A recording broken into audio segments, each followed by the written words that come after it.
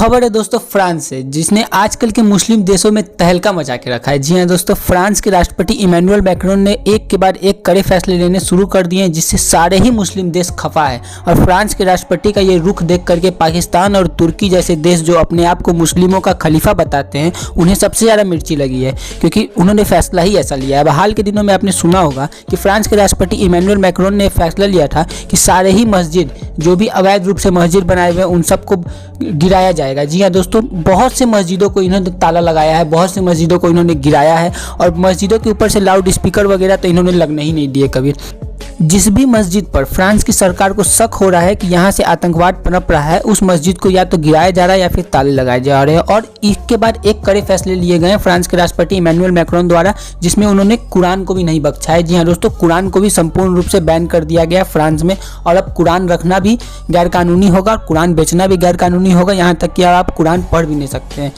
अब आप पूछेंगे कि कुरान पढ़ने पर बैन क्यों लगाया है। जी हाँ दोस्तों, एक सही क्वेश्चन है, लेकिन फ्रांस की सरकार का ये कहना है कि ये जो किताब है कुरान, ये जिहादी मानसिकता को बढ़ावा देती है। और फ्रांस के राष्ट्रपति का भी यही कहना है कि ये जिहादी मानसिकता को बढ़ावा देती है। फ्रांस के राष्ट्रपति का ये कहना है कि जो भी इस किताब को ज़्यादा पढ़ लेता है वो जिहादी मानसिकता का बन जाता है और जगह जगह जिहाद फैलाता है।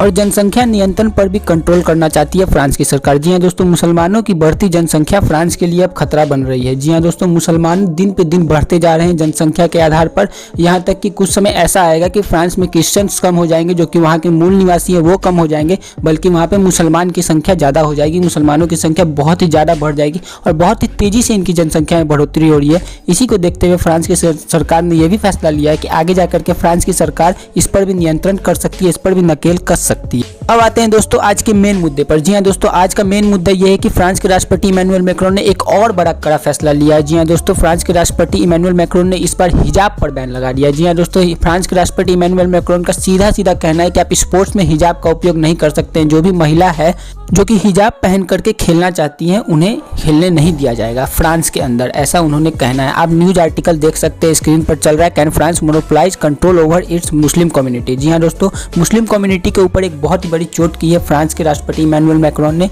उन्होंने कहा है कि आप फ्री होकर के खेलिए, आपको हिजाब पहनने की कोई भी जरूरत नहीं। दरअसल 2024 में ओलंपिक्स होने फ्रांस में, और फ्रांस के राष्ट्रपति इमैनुअल मैक्रोन का ये कहना है कि फ्रांस में जो ओलंपिक्स होंगे उनमें हिजाब का उपयोग नहीं किया जाएगा। चाहे कोई भी मुस्लिम महिला हो, किसी भी देश से हो, किसी भी मुस्लिम कंट्री से हो, आप हिजाब का उपयोग नहीं कर सकते, आपको पूरा फ्री होकर के खेलना होगा, ऐसा इमैनुअल मैक्रोन का कहना है। और इससे बहुत से मुस्लिम देश नाराज हो चुके हैं। हालांकि मुस्लिम देश फ्रांस से बहुत दिनों से नाराज चलते, क्योंकि हाल के दिनों में फ्रांस ने बुरखे को भी बैन कर दिया, अपने देश में बुरखे को बैन कर दिया है, सड़क पर नमाज पढ़ना बैन कर दिया है, जनसंख्या विस्फोट करना बैन कर दिया है, और हर शुक्रवार को जो ये मजमा लगाते हैं उन्हें भी बैन कर दिया गया है। दोस्तों, यही प्रदर्शन अगर भारत में होते तो भारत में क्या होता है, ये आप सोच के देखिए। आप ये देख सकते हैं सीएए एनआरसी के खिलाफ जो मजमे निकले थे, उनके जो जुलूस हैं, सीएए एनआरसी के खिलाफ इन्होंने कोई नॉलेज नहीं है, कुछ भी नहीं है, उसके बावजूद ये पहुंच जाते हैं और बोलते हैं कि सीएए एनआरसी नहीं लागू होने देंगे, नहीं लागू होने देंगे। इन्हें ये समझना चाहिए कि आज फ्रांस में ये उठा करके देखिए, अपनी चीन को उठा करके देखे कि इसमें इनका क्या हाल है। एक तो ये मदरसे में पढ़ पढ़ के इनकी बुद्धि एकदम जिहादी हो गई है।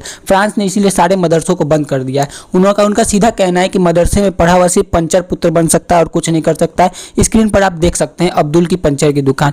जी दोस्तों, यही सब चलते रहेगा। ये आप देख रहे हैं कि हर कोई मुस्लिम पंचर बना रहा है। ऐसा क्यों, ऐसा मीम क्यों बनता है? हमारे मुस्लिम भाई ऐसा क्यों बन रहे हैं?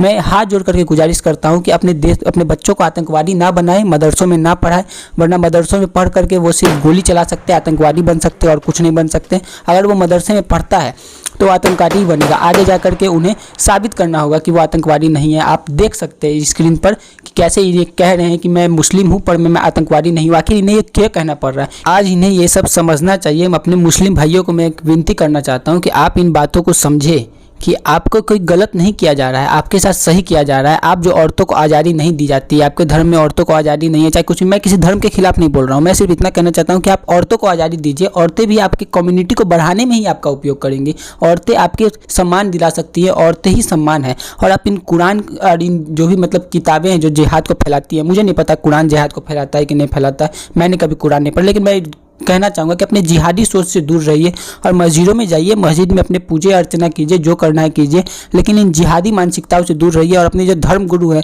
जो सिर्फ जिहाद फैलाते हैं, सिर्फ जिहाद के बारे में सिखाते हैं, उनसे दूर रहिए।